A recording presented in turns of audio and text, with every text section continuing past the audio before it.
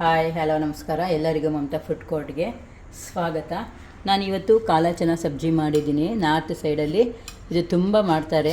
ವ್ರತ ಇರ್ತಾರಲ್ಲ ಅವರು ಈರುಳ್ಳಿ ಬೆಳ್ಳುಳ್ಳಿ ಎಲ್ಲ ತಿನ್ನೋದಿಲ್ವಲ್ಲ ಅಂಥವ್ರು ಈ ನವರಾತ್ರಿ ಟೈಮಲ್ಲಿ ಮತ್ತು ಈ ಕಾರ್ತಿಕ್ ಮಾಸದಲ್ಲಿ ತುಂಬ ಜನ ತಿನ್ನೋದಿಲ್ಲ ಅಂಥವರು ಈ ಥರ ಎಲ್ಲ ಮಾಡಿಕೊಂಡು ತಿನ್ಬೋದು.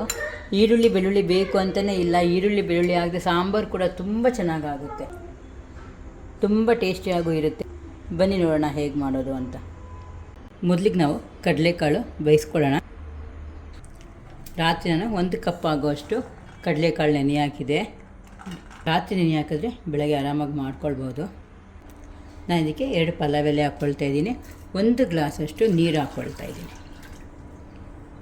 ಇದನ್ನು ನಾವು ಪಲ್ಯ ಎಲ್ಲ ಮಾಡ್ತೀವಲ್ಲ ಆ ಕಪ್ಪಲ್ಲಿ ನಾನು 1 ಕಪ್ ಆಗುವಷ್ಟು ನೆನೆ ಹಾಕಿದೆ. ಮತ್ತು ಸ್ವಲ್ಪ ಉಪ್ಪು ಹಾಕ್ಬಿಟ್ಟು ಒಂದು 4 ವಿಷಲ್ ತೊಗೊಂಬಿಡೋಣ. ಇದೆಲ್ಲ ಮಿಕ್ಸ್ ಮಾಡಿಬಿಟ್ಟು ಒಂದು 4 ವಿಷಲ್ ತಗೊಳ್ಳೋಣ.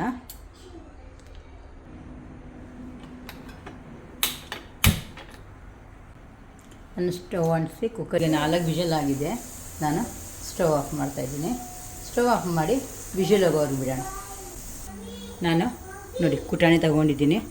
ಕುಟಾಣಿಗೆ ಶುಂಠಿ ನೋಡಿ ಒಂದಿಷ್ಟು ಶುಂಠಿ ಹಾಕ್ಕೊಳ್ತಾ ಇದ್ದೀನಿ. ಶುಂಠಿ ಸ್ವಲ್ಪ ಜಜ್ಕೊಳ್ಳೋಣ ಫಸ್ಟು.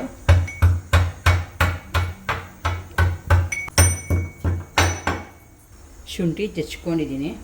ಈ ನವರಾತ್ರಿಯಲ್ಲಿ ಮತ್ತು ಈ ಕಾರ್ತಿಕ್ ಮಾಸದಲ್ಲಿ ಬೆಳ್ಳುಳ್ಳಿ ಈರುಳ್ಳಿ ಯಾರೋ ತಿನ್ನಲ್ಲ ಅಂತಾರಲ್ಲ, ಅದಕ್ಕೆ ಆವಾಗ ನಾವು ಈ ಥರ ಎಲ್ಲ ಮಾಡ್ಕೊಳ್ಬೋದು ಬೆಳ್ಳುಳ್ಳಿ ಈರುಳ್ಳಿ ಇಳ್ದೇನೆ. ಈಗ ನಾವು ಇದಕ್ಕೆ 1 ಸ್ಪೂನಷ್ಟು ಖಾರದ ಪುಡಿ ಹಾಕ್ತಾಯಿದ್ದೀನಿ. ಖಾರ ನೋಡ್ಕೊಂಡು ಹಾಕ್ಕೊಳ್ಳಿ. ಧನಿಯಾ ಪುಡಿ 1 ಸ್ಪೂನ್ ಹಾಕ್ಕೊಳ್ತಾ ಇದ್ದೀನಿ. ಖಾರ ನಿಮ್ಗೆ ಎಷ್ಟು ಬೇಕು ಅಷ್ಟು ಹಾಕ್ಕೊಳ್ಳಿ. ಇದು ಒಣಗಿದ ಮಾವಿನಕಾಯಿ ಪುಡಿ, ಡ್ರೈ ಮ್ಯಾಂಗೋ ಪೌಡ್ರು ಒಂದು ಅರ್ಧ ಸ್ಪೂನ್ ಹಾಕ್ಕೊಳ್ತಾ ಇದ್ದೀನಿ. ಜೀರಿಗೆ ಪುಡಿ ಅರ್ಧ ಸ್ಪೂನ್ ಹಾಕ್ಕೊಳ್ತಾ ಇದ್ದೀನಿ. ಚಿಕ್ಕ ಸ್ಪೂನಲ್ಲಿ ಅರ್ಧ ಸ್ಪೂನ್ ಹಾಕ್ಕೊಳ್ತಾ ಇದ್ದೀನಿ. ಗರಂ ಮಸಾಲ 1/4 ಸ್ಪೂನಷ್ಟು ಹಾಕ್ಕೊಳ್ತಾ ಇದ್ದೀನಿ. ಸ್ವಲ್ಪ ಉಪ್ಪು ಹಾಕ್ಕೊಳ್ತಾ ಇದ್ದೀನಿ. ಆವಾಗಲೇ ಕೂಡ ನಾನು ಉಪ್ಪು ಹಾಕ್ಕೊಂಡಿದ್ದೀನಿ, ನೋಡ್ಕೊಂಡು ಹಾಕ್ಕೊಳ್ಳಿ.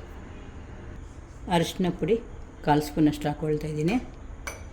ಈಗ ಇದೆಲ್ಲ ಒಂದು ಸತಿ ಮಿಕ್ಸ್ ಮಾಡ್ಕೊಳ್ಳೋಣ.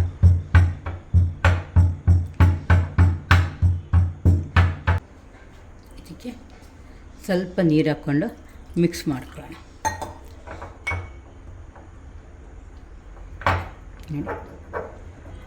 ಈ ಥರ ಸ್ವಲ್ಪ ಕುಟ್ಕೊಳ್ಳೋಣ.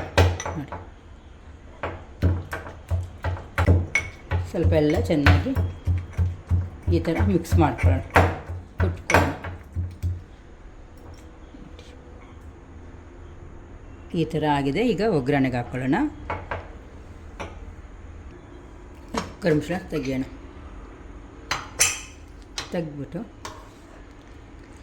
ಒಂದು ತಗೊಂಡು ನೋಡಿ ಚೆನ್ನಾಗಿ ಬೆಂದೋಗ್ಬಿಟ್ಟಿದೆ. ಈಗಿದು ಒಗ್ಗರಣೆ ಹಾಕ್ಕೊಳ್ಳೋಣ. ನಾನು ಸ್ಟವ್ ಅಂಟಿಸಿ ಬಾಣಲಿ ಇಟ್ಟಿದ್ದೀನಿ.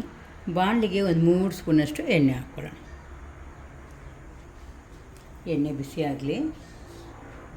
ಎಣ್ಣೆ ಬಿಸಿಯಾಗಿದೆ. ಸ್ವಲ್ಪ ಜೀರಿಗೆ ಹಾಕ್ಕೊಳ್ತಾ ಇದ್ದೀನಿ. ಜೀರಿಗೆ ಸಿಡಿತಾ ಇದೆ. ಈ ಮಸಾಲೆ ನಾವೇನು ಕುಟ್ಟಿದ್ವಲ್ಲ ಅದು ಹಾಕ್ಕೊಬಿಡೋಣ.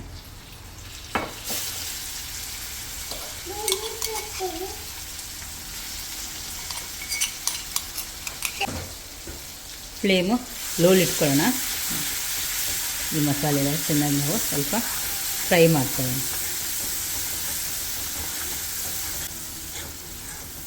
ಇವ್ರು ವ್ರತ ಮಾಡ್ತಾರಲ್ಲ ಅವರು ಬೆಳ್ಳುಳ್ಳಿ ಈರುಳ್ಳಿ ತಿನ್ನೋದಿಲ್ವಲ್ಲ, ಅವ್ರಿಗೆ ಇದು ಮಾಡ್ಕೊಳ್ಬೋದು. ತುಂಬ ಚೆನ್ನಾಗಿರುತ್ತೆ. ಊರಿಗಂತೂ ತುಂಬ ಚೆನ್ನಾಗಿರುತ್ತೆ. ಈ ನಾರ್ತ್ ಕಡೆ ಎಲ್ಲ ಅಷ್ಟಮಿ ನವಮಿಗೆ ಇದು ಮಾಡೇ ಮಾಡ್ತಾರೆ. ಕಾಳಲ್ಲಿ ಈ ಎಲೆ ಎತ್ಬಿಡೋಣ. ಇದು ಸ್ವಲ್ಪ ಫ್ರೈ ಆಗಲಿ. ಸ್ವಲ್ಪ ನೀರು ಹಾಕ್ಕೊಳ್ಳೇಬೇಕು, ಇಲ್ಲಾಂದರೆ ನೀವು ಅದು ಸೀದೋಗ್ಬಿಡುತ್ತೆ.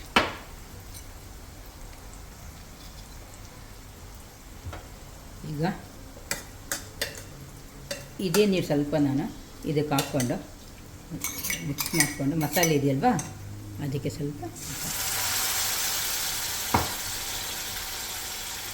ಈಗ ನಾನು ನೀರು ಸಮೇತ ಇದಕ್ಕೆ ಹಾಕ್ತಾಯಿದ್ದೀನಿ.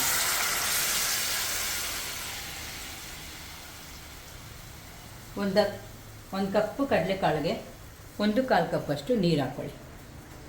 ಇದು ಸ್ವಲ್ಪ ಎಲ್ಲ ಡ್ರೈ ಆಗಲಿ. ಈ ಮಸಾಲೆಯಲ್ಲೇ ಸ್ವಲ್ಪ ಈ ಕಡಲೆಕಾಳೆಲ್ಲ ಕುದೀಲಿ. ಚೆನ್ನಾಗಿ ಕುದೀತಾ ಇದೆ. ಈಗ ಫುಲ್ಲು ನೀರೆಲ್ಲ ಡ್ರೈ ಆಗಿಬಿಡ್ಬೇಕು. ನೀರೆಲ್ಲ ಫುಲ್ಲು ಎಳ್ಕೊಂಬಿಡ್ಬೇಕು. ಅದು ನೋಡಿ ಫುಲ್ಲು ಡ್ರೈ ಆಗ್ತಾಯಿದೆ.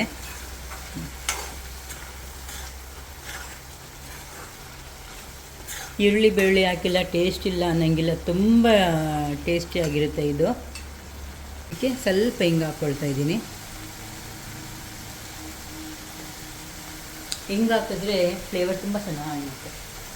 ನೋಡಿ ಲಾಸ್ಟಲ್ಲಿ ಸ್ವಲ್ಪ ಕೊತ್ತಂಬರಿ ಸೊಪ್ಪು ಈ ಥರ ಮೇಲೆ ಉದುರಿಸ್ಕೊಂಬೋಣ.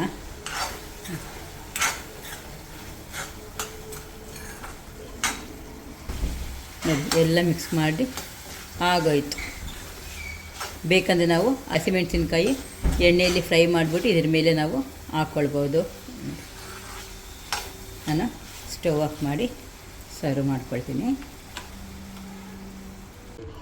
ಕಾಲಾ ಚನಾ ಸಬ್ಜಿ ರೆಡಿ ಆಯಿತು. ಈ ಕಾಲಾ ಚನಾ ಸಬ್ಜಿಗೆ ನಾನು ಈರುಳ್ಳಿ ಹಾಕಿಲ್ಲ, ಬೆಳ್ಳುಳ್ಳಿ ಹಾಕಿಲ್ಲ. ಈರುಳ್ಳಿ ಬೆಳ್ಳುಳ್ಳಿ ತಿನ್ನೋದಿಲ್ಲ ಸುಮಾರು ಜನ ಈ ಕಾರ್ತಿಕ್ ಮಾಸದಲ್ಲಿ ಮತ್ತು ಈ ನವರಾತ್ರಿಯಲ್ಲಿ ತಿನ್ನೋದಿಲ್ಲ. ಕನ್ಯರಿಗೆ ಪೂಜೆ ಮಾಡ್ತಾರಲ್ಲ ಅಂಥವ್ರು ಈ ಪೂರಿ ಮತ್ತು ಇದು ಮಾಡಿ ಅವರು ತಿನ್ನಿಸ್ತಾರೆ. ಪೂರಿ ಮತ್ತು ಕಾಲಾ ಚನಾ ಅಂತ ಹೇಳ್ತಾರೆ ಇದಕ್ಕೆ. ನೋಡಿ ಟೇಸ್ಟ್ ನೋಡೋಣ. ನಿಮಗಿನ ಅಷ್ಟೊಂದು ವ್ಯತ್ಯಾಸ ಗೊತ್ತಾಗೋದೇ ಇಲ್ಲ. ತುಂಬ ರುಚಿಯಾಗಿರುತ್ತೆ. ನಿಮಗೆ ಈ ಕಾಲಾ ಚನಾ ಸಬ್ಜಿ ಇಷ್ಟ ಆದಲ್ಲಿ ಪ್ಲೀಸ್ ಲೈಕ್ ಆ್ಯಂಡ್ ಶೇರ್ ಮಾಡಿ, ಸಬ್ಸ್ಕ್ರೈಬ್ ಕೂಡ ಮಾಡಿ. Thank you.